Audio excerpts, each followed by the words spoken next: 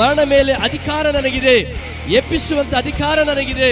ಒಬ್ಬರನ್ನು ಸಾಯಿಸುವುದು ನಾನೇ, ಒಬ್ಬರನ್ನು ಬದುಕಿಸುವುದು ನಾನೇ ಅಂತ. ನಮ್ಮ ಪ್ರಯತ್ನಗಳೆಲ್ಲ ಮುಗಿದ ಮೇಲೆ, ಅವೆಲ್ಲ ಕಡೆ ಅಲೆದು ಬಂದ ಮೇಲೆ ಎಲ್ಲೂ ಸರಿ ಆಗಲ್ಲ, ಎಲ್ಲೂ ಸರಿ ಆಗುವುದೇ ಇಲ್ಲ ಎಂಬುದಾಗಿ ಸ್ವಾಮಿ ಈಗ ನಾನು ಸೋತಿದ್ದೇನೆ. ನನ್ನ ಸುವಾರ್ತೆ 11ನೇ ಅಧ್ಯಾಯ 40ನೇ ವಚನ. ಯೇಸು ಆಕೆಗೆ, ನೀನು ನಂಬಿದರೆ ದೇವರ ಮಹಿಮೆಯನ್ನು ಕಾಣುವಿ ಎಂದು ನಾನು ನಿನಗೆ ಹೇಳಲಿಲ್ಲವೇ ಎಂದು ಉತ್ತರ ಕೊಟ್ಟನು. ಓದಿದಂಥ ವಾಕ್ಯ ಭಾಗದಲ್ಲಿ ನಾವು ನೋಡುತ್ತೇವೆ, ಯೇಸು ಸ್ವಾಮಿ ಮರಿಯಳೊಟ್ಟಿಗೆ ಮಾತನಾಡ್ತಾ ಇದ್ದಾರೆ. ಏನಂತ ಮಾತಾಡ್ತಾ ಇದ್ದಾರೆ ಅಂದ್ರೆ, ನೀನ್ ನಂಬಿದ್ರೆ ದೇವರ ಮಹಿಮೆಯನ್ನ ಕಾಣ್ತೀಯ. ಇವತ್ತಿನ ಸಂದೇಶದ ಅಂಶ, ನೀನ್ ನಂಬಿದ್ರೆ ದೇವರು ಎಂತವನಂತ ನೀನು ನೋಡ್ತೀಯ. ಯೇಸು ಸ್ವಾಮಿ ಈ ಲೋಕದಲ್ಲಿ ಇರುವಾಗ ಆತನ ಅನೇಕ ಹಳ್ಳಿ ಪಳ್ಳಿಗಳಿಗೆ ಹೋಗಿ ಸೇವೆ ಮಾಡಿದಂತ ಸತ್ಯವೇದ ಹೇಳ್ತದೆ. ಆತನು ಸೇವೆಗಾಗಿ ಹೋಗ್ತಾ ಇರುವಾಗ ಯೆರೂಸಲೇಮಿನಿಂದ ಆತ ಅನೇಕ ಕಡೆ ಸೇವೆಗೆ ಹೋಗ್ತಾ ಇದ್ರು. ಆದ್ರೆ ಬೆಥಾನ್ಯ ಎನ್ನುವಂತ ಸ್ಥಳದಲ್ಲಿ ಒಂದು ಕುಟುಂಬ ಇತ್ತು, ಸುಂದರವಾದ ಕುಟುಂಬ. ಅಲ್ಲಿ 2 ಅಕ್ಕ ತಂಗಿಯರು, ಮಾರ್ತಳು, ಮರಿಯಳು, ಲಾಜರನು, 3 ಜನ ಮಾತ್ರ ಆ ಮನೆಯಲ್ಲಿದ್ದಾರೆ ಆ ಕುಟುಂಬದಲ್ಲಿ. ಈ 3 ಜನ ಇರುವಂತ ಕುಟುಂಬದಲ್ಲಿ ಯೇಸು ಸ್ವಾಮಿ ಯಾವಾಗಲೂ ಅವರನ್ನು ಸಂಧಿಸ್ತಾ, ಭೇಟಿಯಾಗುತ್ತಾ, ಅವ್ರ ಜೊತೆ ಮಾತನಾಡ್ತಾ ಹೋಗ್ತಾ ಇರೋದ್ರಿಂದ ಯೇಸುವಿನ ಪ್ರೀತಿ ಮಾರ್ತಳ ಮೇಲೆ, ಮರಿಯಳ ಮೇಲೆ, ಲಾಜರನ ಮೇಲೆ ಹೆಚ್ಚಾಗಿತ್ತು ಅಂತ ಬೈಬಲ್ ಹೇಳುವಂಥದ್ದಾಗಿದೆ. ಹಲ್ಲೆಲೂಯಾ. ನೋಡಿ, ಯಾರು ದೇವರಲ್ಲಿ ಬೆಳೀತಾರೋ, ಯಾರು ದೇವರ ಮಕ್ಕಳಾಗಿ ಜೀವಿಸ್ತಾರೋ ಅವ್ರ ಮೇಲೆ ಯೇಸು ಸ್ವಾಮಿಗೆ ಏನಿರ್ತದೆ? ದ್ವೇಷ ಇರ್ತದ, ಪ್ರೀತಿ ಇರುತ್ತ?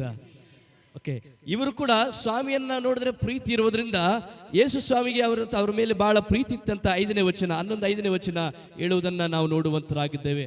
ಆತನ ಆರೋಗ್ಯ ಕ್ಷೀಣಿಸಿ ಹೋಗ್ತಾ ಇರುವುದರಿಂದ ಒಂದು ದಿನ ಬಂತು, ಲಾಜರನು ಸತ್ತು ಹೋದನಂತ ಸತ್ಯವೇದ ಹೇಳುವಂತದ್ದಾಗಿದೆ. ಆತನ ಸತ್ತು ಹೋದ ನಂತರ ಯೇಸು ಸ್ವಾಮಿ ತನ್ನ ಶಿಷ್ಯರಿಗೆ ಹೇಳ್ತಾನೆ, ಈಗ ನಡ್ರಿ ನಾವು ಹೋಗೋಣ. ಬದುಕಿದಾಗ ಹೇಳಿದಾಗ ವೇಟ್ ಮಾಡೋಣ, ಕಾಯೋಣ ಅಂತ ಅಂದ್ರು. ಸತ್ತ ಮೇಲೆ ಹೇಳ್ತಾ ಇದ್ದಾನೆ, ಈಗ ನಾವು ಹೋಗೋಣ.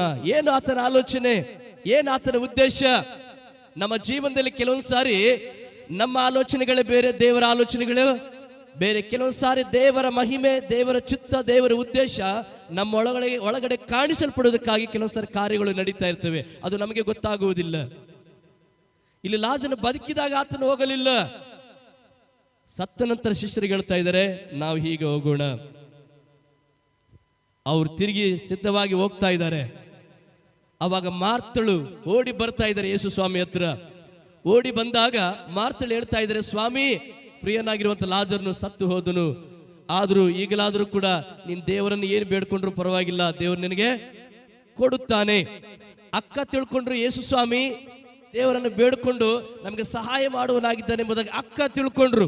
ನೋಡಿ, ಅಕ್ಕ ಹೇಳ್ತಾ ಇದ್ದಾರೆ, ಸ್ವಾಮಿ, ನೀನು ಇಲ್ಲಿದ್ರೆ ನನ್ನ ತಮ್ಮನು ಸಾಯ್ತಾ ಇರಲಿಲ್ಲ, ಈಗಲಾದ್ರೂ ದೇವರನ್ನು ಏನು ಬೇಡ್ಕೊಳ್ತೀಯೋ ಅದನ್ನು ದೇವರಿಗೆ ನಿನಗೆ ಅನುಗ್ರಹಿಸ್ತಾನೆಂದು ಬಲ್ಲೆನು ಎಂದು ಹೇಳಿದಳು. ಯೇಸು ಆಕೆಗೆ, ನಿನ್ನ ತಮ್ಮನು ಎದ್ದು ಬರ್ತಾನೆ. ಮಾರ್ತಳು ಹೇಳ್ತಾ ಇದ್ದಾರೆ, ಏನ್ ಬೇಡ್ಕೊಂಡ್ರು ದೇವರು ನಿನಗೆ ಮಾಡ್ತಾನೆ. ಸ್ವಾಮಿ ಹೇಳ್ಬೇಕಾಗಿತ್ತು, ಹೌದು ನಾನು ಬೇಡ್ಕೊಳ್ತೀನಿ, ಎಲ್ಲ ನಿನಗೆ ಒಳ್ಳೇದಾಗ್ತದೆ ಅಂತ ಹೇಳಿಲ್ಲ, ಒಂದೇ ಮಾತಾಡಿದ್ರೆ ನಿನ್ನ ತಮ್ಮ ಎದ್ದು ಬರ್ತಾನೆ. ಇಲ್ಲಿ ಯೇಸು ಸ್ವಾಮಿ ನಂಬಿಕೆಯನ್ನ ತುಂಬಿಸುತ್ತಾ ಇದ್ದಾನೆ. ಮಾರ್ತಳಲ್ಲಿರುವಂತ ನಂಬಿಕೆ ಏನಂದ್ರೆ, ಏನಾದ್ರೂ ಬೇಡ್ಕೊಂಡ್ರೆ ಏನಾದ್ರೂ ಆಗ್ಬೋದು ತಗೋ ಅಂತ. ಅದು ಯೇಸು ಸ್ವಾಮಿ ಕೆಳಗಡೆ ವಚನ ಹೇಳ್ತಾನೆ, ನಾನೇ ಪುನರುತ್ಥಾನ, ನಾನೇ ಜೀವವಾಗಿದ್ದೇನೆ. ಏನನ್ನ ನಂಬಬೇಕಂತ ಸ್ವಾಮಿ ಬಯಸ್ತಾ ಇದ್ದಾರೆ? ಯೇಸುವೇ ಬದುಕಿಸುವವನು, ನಾನೇ ಎಬ್ಬಿಸುವವನಾಗಿದ್ದೇನೆ ಎಂಬುದಾಗಿ ಈ ಮಾತು ತಿಳ್ಕೋಬೇಕೆಂಬುದಾಗಿ ಅದಕ್ಕೆ ಯೇಸು ಸ್ವಾಮಿ ಕಾಯ್ತಾ ಇದ್ದಾನೆ. ಹಲ್ಲೆಲೂಯಾ. ನೋಡಿ, ಕೆಲವೊಂದ್ಸಲ ನಮ್ಮ ನಂಬಿಕೆ ಹೆಂಗಿರ್ತದೆ ಅಂದ್ರೆ, ದೇವರು ಒಳ್ಳೆಯವನು, ದೇವರು ಒಳ್ಳೆದನ್ನೇ ಮಾಡ್ತಾನೆ, ಒಳ್ಳೆ ದೇವರಂತ ನಂಬಿಕೆ ಇರ್ತದೆ. ಆದ್ರೆ ಯೇಸು ಸ್ವಾಮಿ ಏನನ್ನ ನಂಬಬೇಕಂತ ಹೇಳ್ತಾ ಇದ್ದಾನೆ, ಆತನೇ ಬದುಕಿಸುವವನು. ಇವತ್ತು ಏನನ್ನ ನಾವು ನಂಬಿ ದೇವರನ್ನ ಆರಾಧನೆ ಮಾಡ್ತಾ ಇದ್ದೇವೆ? ಇವತ್ತು ಬಹಳ ಜನ ಹೇಳ್ತಾರೆ, ಯೇಸು ಸ್ವಾಮಿ ಒಳ್ಳೆ ದೇವರಪ್ಪ, ಎಲ್ಲಾ ದೇವರಲ್ಲಿ ಒಬ್ಬ ದೇವರಾಗಿದ್ದಾರೆ, ಆತನು ಏನು ಬೇಡಿದ್ರು ಕೊಡ್ತಾನೆ, ಏನು ಮಾಡಿದ್ರು ಸಹಾಯ ಮಾಡ್ತಾನೆ. ಆತನ ಕೆಲಸ ಅದು ಅಲ್ಲ, ಸಹಾಯ ಮಾಡ್ತಾನೆ, ಬೇಡದಾಗ ಕೊಡ್ತಾನೆ. ಆದ್ರೆ ಆತನು ಯಾರಂತ ತಿಳ್ಕೊಬೇಕಂತ ಆತನು ಬಯಸ್ತಾ ಇದ್ದಾನೆ. ಹಲ್ಲೆಲೂಯಾ. ನೋಡಿ, ಮಾರ್ತಳು ಮರಿಯಳು ದಿನ ಕೂಡ ಯೇಸು ಸ್ವಾಮಿಗೆ ಪರಿಚಯ, ಭೇಟಿ ಇದೆ. ಆದ್ರೆ ನಿಜವಾಗಿ ಯೇಸು ಯಾರಂತ ಇನ್ನೂ ಅವರು ತಿಳ್ಕೊಂಡಿಲ್ಲ. ನಮ್ಮ ಜೀವನದಲ್ಲಿ ಕೂಡ ಎಷ್ಟೋ ಜನ ಇನ್ನು ಯಾರು ಯೇಸು ಸ್ವಾಮಿ ಅಂತ ತಿಳ್ಕೊಂಡಿಲ್ಲ. ಸ್ವಾಮಿ ಹೇಳ್ತಾ ಇದ್ದಾನೆ, ಮಾರ್ತಳೆ, ನಾನೇ ಪುನರುತ್ಥಾನ, ನಾನೇ ಜೀವವಾಗಿದ್ದೇನೆ, ನನ್ನನ್ನು ನಂಬುವವನು ಸತ್ತರೂ ಬದುಕುತ್ತಾನೆ ಅಂತ ಹೇಳ್ತಾನೆ. ಯಾಕೆ ಯೇಸು ಸ್ವಾಮಿ ಇದನ್ನು ಹೇಳ್ತಾ ಇದ್ರಂದ್ರೆ, ಮರಣ ಮೇಲೆ ಅಧಿಕಾರ ನನಗಿದೆ, ಎಬ್ಬಿಸುವಂತ ಅಧಿಕಾರ ನನಗಿದೆ. ಒಬ್ಬನನ್ನು ಸಾಯಿಸುವುದು ನಾನೇ, ಒಬ್ಬನನ್ನು ಬದುಕಿಸುವುದು ನಾನೇ ಅಂತ. ನೋಡಿ ಎಂತ ಅಧಿಕಾರ ಉಳ್ಳವನಾಗಿ ಭೂಮಿಯಲ್ಲಿ ಆತನಿದ್ದಾನೆ. ಆ ಮಾತನ್ನು ಹೇಳಿ ಕೆಳಗಡೆ ಬರುವಾಗ ಮತ್ತೆ ತಂಗಿ ಓಡಿ ಬರ್ತಾಳೆ. ತಂಗಿ ಓಡಿ ಬಂದು ಈಗ ತಂಗಿ ಏನ್ ಹೇಳ್ತಾರೆ ಅಂದ್ರೆ, ಸ್ವಾಮಿ ಭೇಟಿಯಾದ ತಕ್ಷಣವೇ ಮರಿಯಳು ಯೇಸು ಇದ್ದಲ್ಲಿಗೆ ಬಂದು ಆತನನ್ನು ಕಂಡು ಆತನ ಪಾದಕ್ಕೆ ಬಿದ್ದು, ಸ್ವಾಮಿ ನೀನು ಇಲ್ಲಿ ಇರುತ್ತಿದ್ದರೆ ನನ್ನ ತಮ್ಮನು. ಇಬ್ಬರು ಅದೇ ಡೈಲಾಕೆ, ಸೇಮ್ ಡೈಲಾಗ್. ಅಕ್ಕ ಒಂದೇ ಅದೇ ಡೈಲಾಕೆ, ತಂಗಿ ಕೂಡ ಅದೇ ಡೈಲಾಗ್ ಹೇಳಿದ್, ನೀನು ಇಲ್ಲಿ ಇರುತ್ತಿದ್ರೆ ಸಾಯಿಲ್ಲ. ಅಂದ್ರೆ ಅವರಿಗಿರುವಂತ ವಿಶ್ವಾಸ ಇದ್ರೆ ಯೇಸು ಇದ್ರೆ ಕಾಣಬೇಕು ಶರೀರದಲ್ಲಿ, ಆತನ ಮಾತಿನ ಮೇಲೆ ನಂಬಿಕೆ ಅವರಿಗಿಲ್ಲ. ಇವತ್ತು ಅನೇಕ ವಿಶ್ವಾಸ ನೋಡಿ, ಅವರಿಗಿರುವಂತ ವಿಶ್ವಾಸ ಏನಂದ್ರೆ ಕಾಣಬೇಕು, ಕಂಡ್ರೆ ಸರಿ ಆಗುತ್ತೆ. ಅದು ಯೇಸುವಿನ ಮಾತಿನ ಮೇಲೆ. ಅದಕ್ಕೆ ಸ್ವಾಮಿ ಹೇಳ್ತಾನೆ, ನೀನ್ ನಂಬಿದ್ರೆ ಆಗತ್ತೆ, ನನಗೆ ನೋಡಿದ್ರೆ ಆಗಲ್ಲ. ನೀನ್ ನಂಬಿದ್ರೆ ಆಗುತ್ತೆ. ಬರೀ ಸಭೆಗೆ ಬಂದು ಹೋದ್ರೆ ಆಗಲ್ಲ, ಪಾಸ್ಟರ್ ಕೈ ಹಚ್ಚಿ ಪ್ರಾರ್ಥನೆ ಮಾಡಿದ್ರೆ ಆಗಲ್ಲ, ಆತನ ಮಾತಿನ ಮೇಲೆ ವಿಶ್ವಾಸ ಮಾಡಿದ್ರೆ ಆಗುತ್ತೆ. ಗಮನಿಸಿ, ಲಾಜರನ ಸತ್ತು 4 ದಿನ ಆದ್ಮೇಲೆ ಯೇಸು ಸ್ವಾಮಿ ಸಮಾಧಿ ಹೋಗ್ತಾ ಇದ್ದಾನೆ. ಎಲ್ಲ ಯಹೂದರ ಸುತ್ತಮುತ್ತಲು ಇರೋ ಎಲ್ಲ ಜನರು ಹೇಳಿದ್ರು, ಅಲ್ಲಿ ಹೋಗಿ ಏನ್ ಮಾಡ್ತಾರೆ, ಅಳೋದು ಬರೋದು ಆಟೆ, ಬೇರೆ ಏನು ಕೆಲಸ ಅಲ್ಲಿ ಇಲ್ಲ. ಹೌದಾ? ಸಮಾಧಿಯಲ್ಲಿ ಬೇರೆ ಕೆಲಸ ಇರ್ತದ? ಹೋಗೋದು ಅಳೋದು ಬರೋದು ಅಷ್ಟೇ ಇರುತ್ತೆ. ಎಲ್ಲರೂ ತಿರ್ಕೊಂಡ್ರು. ಸ್ವಾಮಿ ಹೇಳಿದ, ಎಲ್ಲಿಟ್ಟಿರವನನ್ನ? ಸ್ವಾಮಿ ಈಗ ಅವನು ಸತ್ತು 4 ದಿನ ಆಯ್ತು, ಸಮಾಧಿಯಲ್ಲಿ ನಾವು ಇಟ್ಟಿದ್ದೇವೆ, ನಡ್ರಿ ಹೋಗೋಣ. ಸ್ವಾಮಿ ಹೋದ್ರು, ಎಲ್ಲ ಊರಿನ ಜನ ಎಲ್ಲ ಆ ಸ್ಥಳಕ್ಕೆ ಹೋದ್ರು. ಸ್ವಾಮಿ ಹೇಳ್ದ, ಕಲ್ಲನ್ನ ಸರಿ. ಅಕ್ಕ ಹೇಳ್ತಿದ್ರೆ, ಸ್ವಾಮಿ ಬೇಡ ಬೇಡ ಬೇಡ, ಬಹಳ ಗಬ್ಬು ವಾಸನೆ ಬರ್ತದೆ, ಬೇಡ, ನಾನು ಹೇಳಿದ್ ಮಾಡಷ್ಟೇ. ಆಮೇನ್. ನಮ್ಮ ಜೀವನದಲ್ಲಿ ಕೆಲವೊಂದ್ಸಲ ಸ್ವಾಮಿ ಹೇಳಿದ್ದನ್ನಷ್ಟೇ ನಾವು ಮಾಡ್ಬೇಕು, ಪ್ರಶ್ನೆ ನಾವು ಕೇಳಬಾರ್ದು. ಸ್ವಾಮಿ ಹೇಳ್ದ, ಕಲ್ಲನ್ನ ಸರಿಸಿದ್ರು. ವಾಕ್ಯ ಭಾಗ ಹೇಳ್ತಿದೆ, ಜೋರಾದ ಶಬ್ದ ತೆಗೆದು ಹೇಳ್ತಾನೆ, ಲಾಜರನೇ ಸಮಾಧಿಯಿಂದ ಎದ್ದು ಬಾ. ಬೈಬಲ್ ಹೇಳ್ತದೆ, ಅವನನ್ನು ಹೇಗೆ ಸುತ್ತಿದ್ರೋ ಬಟ್ಟೆಯಿಂದ, ಅದೇ ಬಟ್ಟೆಯಿಂದ ಎದ್ದು ಹಾಗೆ ಬಂದ್ರಂತೆ. 4 ದಿನ ಆದ್ಮೇಲೆ ಏನನ್ನ ಸ್ವಾಮಿ ನಂಬೇಕಂತ ಇದ್ದಾನೆ. ಹೇಗೆ ಆಯ್ತು ಕಾರ್ಯ? ಕೆಲವೊಂದ್ಸಲ ನಮ್ಮ ಜೀವನದಲ್ಲಿ ಎಲ್ಲ ಕಳ್ಕೊಂಡಿರ್ತೇವೆ, ನಿರೀಕ್ಷೆ ಎಲ್ಲ ಕಳ್ಕೊಂಡಿರ್ತೇವೆ. ಹೇಗೆ ಕಾರ್ಯ ಆಗುತ್ತೆ, ಯಾವ ರೀತಿಯಲ್ಲಿ ಕಾರ್ಯ ನಡೀತೆ ಎಂಬುದಕ್ಕೆ ಕೆಲವೊಂದ್ಸಲ ನಾವು ಅಂದುಕೊಳ್ತೇವೆ. ಯಾವಾಗ ಕಾರ್ಯ ಆಗುತ್ತೆ ಗೊತ್ತಾ? ಎಲ್ಲ ಮುಗಿದ ಮೇಲೆ ಸ್ಟಾರ್ಟ್ ಮಾಡುವುದೇ ದೇವರ ಕೆಲಸ. ಹಲ್ಲೆಲೂಯಾ. ನಮ್ಮ ಪ್ರಯತ್ನಗಳೆಲ್ಲ ಮುಗಿದ ಮೇಲೆ, ಅವೆಲ್ಲ ಕಡೆ ಅಲೆದು ಬಂದ ಮೇಲೆ ಎಲ್ಲೂ ಸರಿ ಆಗಲ್ಲ, ಎಲ್ಲಿ ಸರಿ ಆಗುವುದೇ ಇಲ್ಲ ಎಂಬುದಾಗಿ, ಸ್ವಾಮಿ ಈಗ ನಾನು ಸೋತಿದ್ದೇನೆ, ನನ್ನ ಪ್ರಯತ್ನ ಎಲ್ಲ ಮುಗಿತಂದಾಗ ಸ್ವಾಮಿ ಹೇಳ್ತಾನೆ, ಅಭಿಮೈ ಚಾಲು ಕರುಂಗ, ಈಗ ನನ್ನ ಕೆಲಸವನ್ನ ಪ್ರಾರಂಭ ಮಾಡುತ್ತೇನೆ. ಹಲ್ಲೆಲೂಯಾ. ಯಾವಾಗ? ನಂಬಿದಾಗ. ಏನಂತ ನಂಬಿದಾಗ? ಆತನು ಎಲ್ಲವನ್ನ ಮಾಡಲಿಕ್ಕೆ ಶಕ್ತನಾಗಿದ್ದಾನೆ. ಆಮೆನ್. ನೋಡಿ, ಅಬ್ರಾಮನು ಕೂಡ ಏನಂತ ನಂಬಿದಾನೆ ಎಂಬುದಾಗಿ ನಾವು ನೋಡುತ್ತೇವೆ. ರೋಮ 4ನೇ ಅಧ್ಯಾಯ 17ನೇ ವಚನ ಬಿ ಭಾಗದಲ್ಲಿ, ದೇವರು ಸತ್ತವರನ್ನು ಬದುಕಿಸುವನಾಗಿಯೂ ಇಲ್ಲದನ್ನು ಇರುವುದಾಗಿ ಕರೆಯುವ ದೇವರಂತ ನಂಬಿದ್ದಾನೆ. ಆಮೆನ್. ಏನಂತ ನಂಬಿದ್ದಾನೆ? ಸತ್ತವರನ್ನು ಬದುಕಿಸುವನಾಗಿಯೂ ಇಲ್ಲದನ್ನ ಇದ್ದ ಹಾಗೆಯೂ ಕರೆಯುವ ದೇವರು. ಸತ್ತ ಸ್ಥಿತಿ, ನಿರೀಕ್ಷೆನೇ ಇಲ್ಲ, ಅದನ್ನೇನ್ ಮಾಡ್ತಾರಂತೆ? ಬದುಕಿಸ್ತಾರೆ. ಏನು ಇಲ್ಲ, ಆದ್ರಲ್ಲಿ ದೇವರ ಕಾರ್ಯಗಳನ್ನು ಮಾಡಲಿಕ್ಕೆ ಶಕ್ತನು ಅಂತೆ. ಆಮೆನ್. ಆ ನಂಬಿಕೆ ನಮ್ಮೊಳಗಡೆ ಇರಬೇಕು. ಏನಿಲ್ಲ ಅಂದ್ರೂ ಕೂಡ ದೇವರು ಮಾಡ್ತಾರೆ. ನಮ್ಮ ನಂಬಿಕೆ ಹೆಂಗಿರ್ತದೆ ಅಂದ್ರೆ, ಏನಾದ್ರೂ ಇದ್ರೆ ಆಗುತ್ತೆ. ಗಮನಿಸಿ, ಇಲ್ಲೊಂದು ಗಿಡವನ್ನ ನಾವು ನೋಡ್ತಾ ಇದ್ದೇವೆ, ಅಲ್ಲಿ ಸಣ್ಣ ಚಿಗುರಿತ್ತಂದ್ರೆ ನಮಗೊಂದು ನಂಬಿಕೆ, ಅದು ಮುಂದೆ ದೊಡ್ಡ ಗಿಡ ಆಗಿ ಬೆಳೀತದೆ. ಅದು ಸ್ವಾಮಿ ನಂಬಿಕೆ ಅದಲ್ಲ. ಇಲ್ಲಿ ಏನಿಲ್ಲ ಅಂದ್ರೂ ಕೂಡ ಅಲ್ಲಿ ಬೆಳೆಸುವುದೇ ಸ್ವಾಮಿಯ ಕಾರ್ಯ. ಅದುವೇ ನಂಬಿಕೆ. ನಮ್ಮ ನಂಬಿಕೆ ಬೇರೆ, ಸ್ವಾಮಿ ನಂಬಿಕೆ ಬೇರೆ. ಹಾಗಾಗಿ ಅಬ್ರಾಹ್ಮಣ ಅದನ್ನೇ ನಂಬಿದ್ರಂತೆ, ಸತ್ತವರನ್ನ ಬದುಕಿಸುವನಾಗಿಯೂ ಇಲ್ಲದನ್ನ ಇದ್ದ ಹಾಗೆ ಕರೆಯುವಂತ ದೇವರು. ನಾವು ಆರಾಧನೆ ಮಾಡುವ ದೇವರು ಎಂತವನಂದ್ರೆ, ನಮ್ಮ ಜೀವನದಲ್ಲಿ ಏನಿಲ್ಲ ಅಂದ್ರೂ ಅದು ಬರ್ಲಿ ಅಂತ ಹೇಳಿದ್ರೆ ಬರುತ್ತಂತೆ. Hallelujah, hallelujah. ಯಾರು ಹೇಳಿದ್ರೆ ಬರುತ್ತಂತೆ? ದೇವರು ಹೇಳಿದ್ರೆ ಬರುತ್ತೆ. ಯಾವಾಗ ಬರುತ್ತೆ? ನೀನ್ ನಂಬಿದಾಗ. ಅದಕ್ಕೆ ಸ್ವಾಮಿ ಹೇಳ್ತಾರೆ, ನೀನು ನಂಬಿದ್ರೆ ದೇವರ ಮಹಿಮೆಯನ್ನ ಕಾಣ್ತೀಯ. ನೋಡಿ, ನಾವು ನಂಬಬೇಕಂತೆ 3 ವಿಷಯಗಳನ್ನು ನಾವು ನಂಬಬೇಕು. ಏನಂತ ನಾವು ನಂಬಬೇಕು? ಮೊದಲನೇ ವಿಷಯ, ಏನನ್ನ ನಾವು ನಂಬಬೇಕಾಗಿದೆ?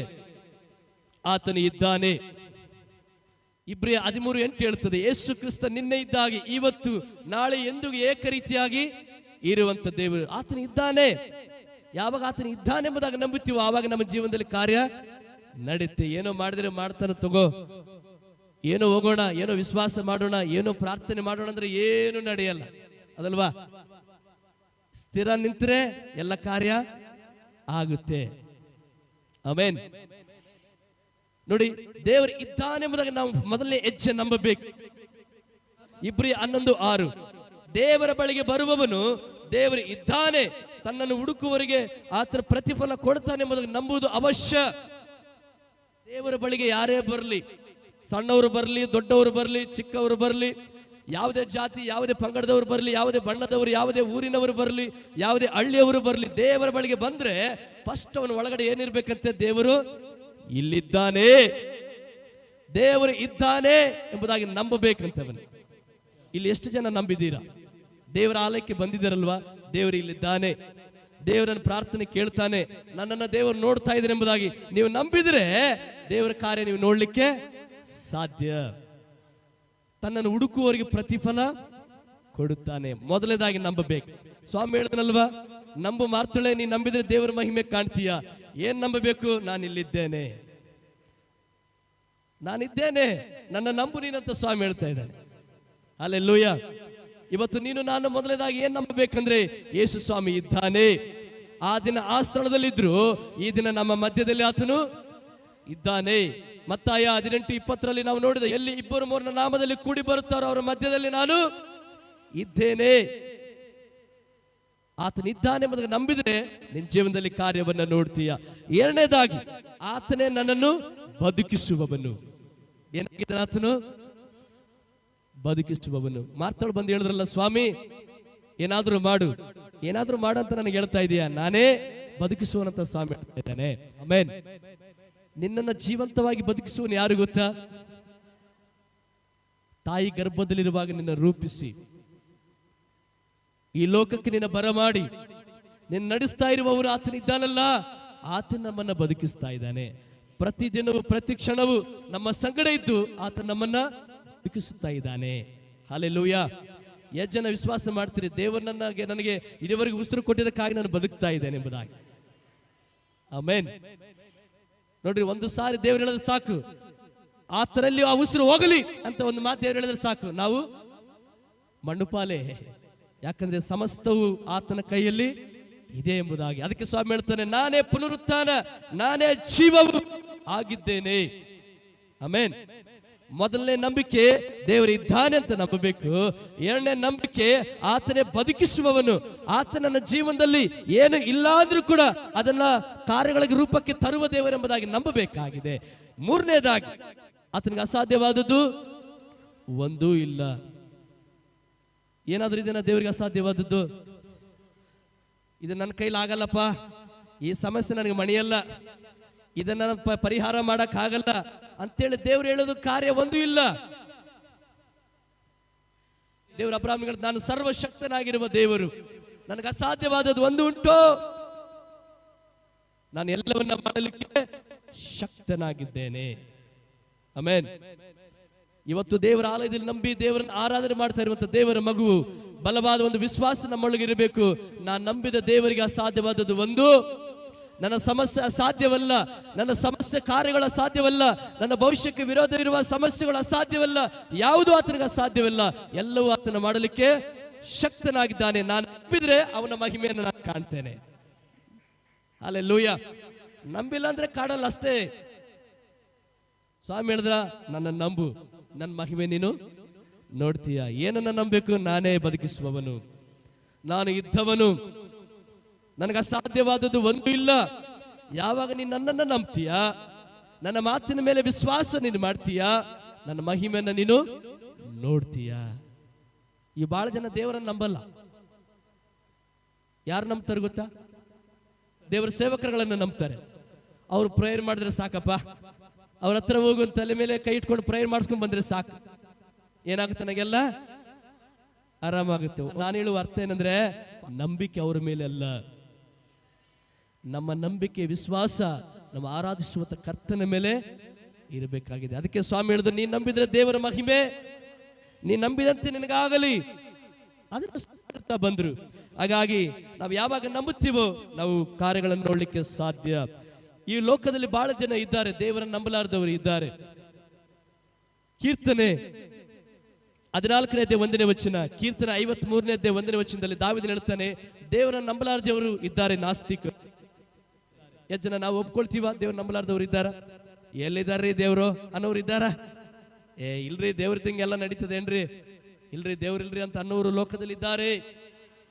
ಅದು ನಿಮ್ಮ ಊರಲ್ಲಿ ಇರಬಹುದು, ನಿಮ್ಮ ಅಕ್ಕಪಕ್ಕದಲ್ಲಿ ಇರಬಹುದು, ನಿಮ್ಮ ಮನೆಯಲ್ಲೂ ಕೂಡ ಇರಬಹುದು. ಅದನ್ನೇ ದಾವೀದನು ಹೇಳ್ತಾನೆ, ನಾಸ್ತಿಕರಿದ್ದಾರೆ. ಅಂತವ್ರು ಏನು ನೋಡಕ್ಕಾಗಲ್ಲ, ಯಾವ ಕಾರ್ಯವನ್ನು ನೋಡಕ್ಕೆ ಆಗಲ್ಲ. ದೇವರು ಇದ್ದಾನೆ, ಅವನು ಎಲ್ಲವನ್ನ ನೋಡುತ್ತಾ ಇದ್ದಾನೆ. ಆತನಿಗೆ ಅಸಾಧ್ಯವಾದದ್ದು ಒಂದು ಇಲ್ಲ.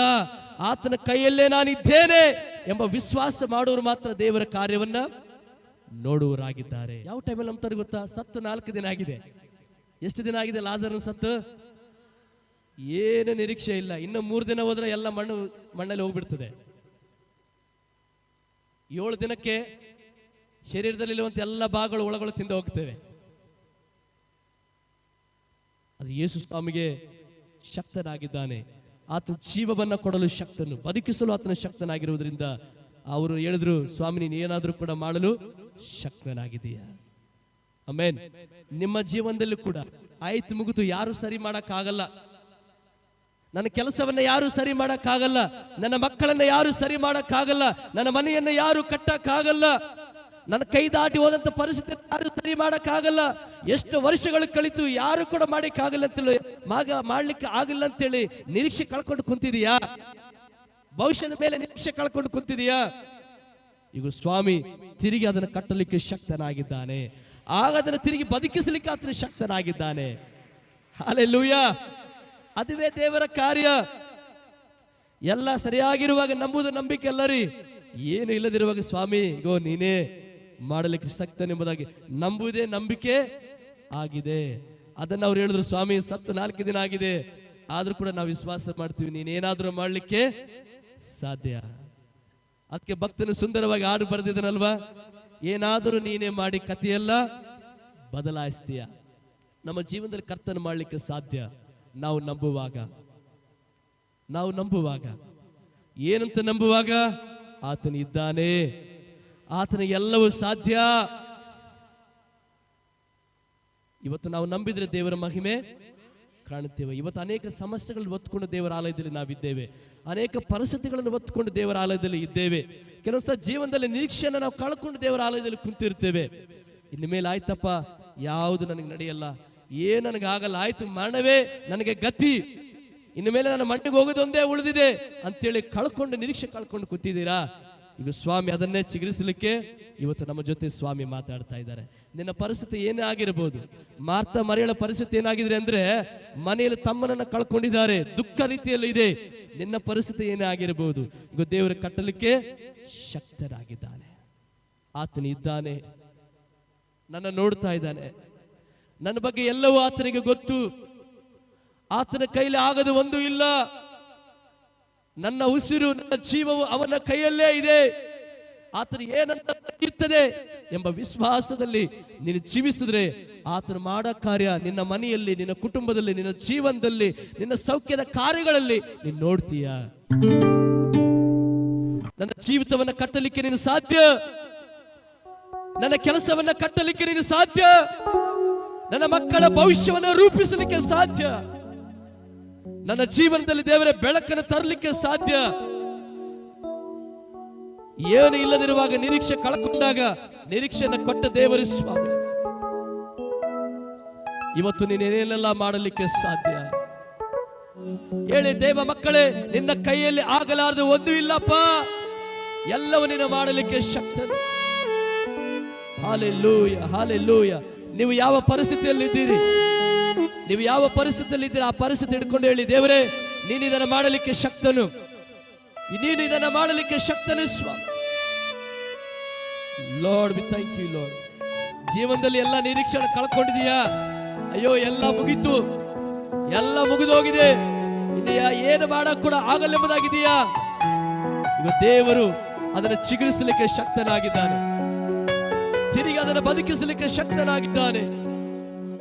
ಇವತ್ತು ದೇವರು ನಮಗೆ ಹೇಳ್ತಾ ಇದ್ದಾರೆ, ಮಗನೇ ಮಗಳೇ, ಯಾವ ವಿಷಯದಲ್ಲಿ ಇದಾಯ್ತು ಎಂಬುದಾಗಿ ಇನ್ನು ಮೇಲೆ ಅದು ನನ್ನ ಕೈಗೆ ಸಿಗಲ್ಲ, ಇನ್ನು ಮೇಲೆ ಅದು ಸರಿ ಆಗಲ್ಲ, ಇನ್ನು ಮೇಲೆ ಅದು ನಡೆಯಲ್ಲ, ಇನ್ನು ಮೇಲೆ ಹಾಗೆ ಆಗಲ್ಲ, ಇನ್ನು ಮೇಲೆ ಆ ರೀತಿಯಲ್ಲಿ ನಾನು ನಡೆಯಕ್ಕಾಗಲ್ಲ ಎಂಬುದಾಗಿ ಅಂದುಕೊಂಡು ಸೋತು ಕುಂತಿದೀಯಾ? ಅಪ್ಪ ಹೇಳ್ತಾರೆ, ಈಗ ನಾನಿದ್ದೇನೆ ಮಗನೇ ಮಗಳೇ, ನನ್ನನ್ನು ನಂಬುವುದಾದರೆ ನನ್ನ ಮಾಡಲಿಕ್ಕೆ ಶಕ್ತನು, ಅದನ್ನ ಬದಲಾಯಿಸಲಿಕ್ಕೆ ಶಕ್ತನು, ರೂಪಿಸಲಿಕ್ಕೆ ಶಕ್ತನು. ಅಂತವರಿರುವುದಾದರೆ ನಿಮ್ಮ ಕೈಗಳ ಮೇಲೆ ದೇವರಿಗೆ ನಿಂದಲೇ ಎಲ್ಲ ಹೇಳಿ, ಹೌದು ನನ್ನ ಜೀವನದಲ್ಲಿ ನಿನ್ನಿಂದಲೆಲ್ಲ ಸಾಧ್ಯ. ಸಾಕುವಯ್ಯ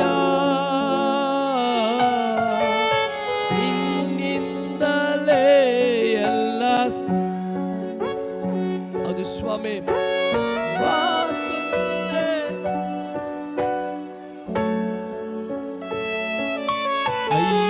ಮಾತೊಂದೆ ಅಯ್ಯ,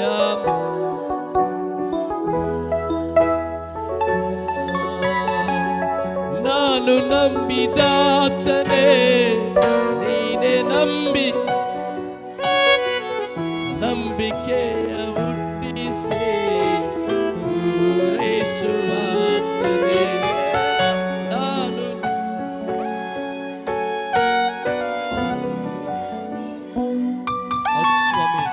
ನಂಬಿಕೆಯ ಹುಟ್ಟಿಸಿ ಪೂರೈಸುವಾತನೇ. ನನ್ನ ಪ್ರಾರ್ಥನೆ ಕೇಳುವವನೇ, ನನ್ನ ಕಣ್ಣೀರ